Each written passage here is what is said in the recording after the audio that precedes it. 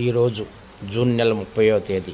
నైరుతి ఋతుపవనాలు పశ్చిమ రాజస్థాన్, పంజాబ్, ఉత్తరప్రదేశ్ పశ్చిమ ప్రాంతం మినహా దేశమంతా విస్తరించి ఉన్నాయి.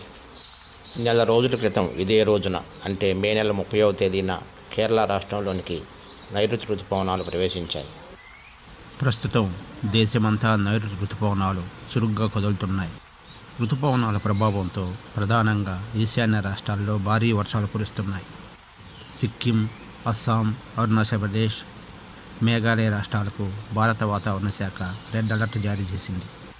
మహారాష్ట్రకు, గుజరాత్కు, రాజస్థాన్ తూర్పు ప్రాంతానికి, హిమాచల్ ప్రదేశ్, హర్యానా, ఉత్తరాఖండ్, ఉత్తరప్రదేశ్, బీహార్ తదితర రాష్ట్రాలకు ఆరెంజ్ హెచ్చరిక జారీ చేసింది.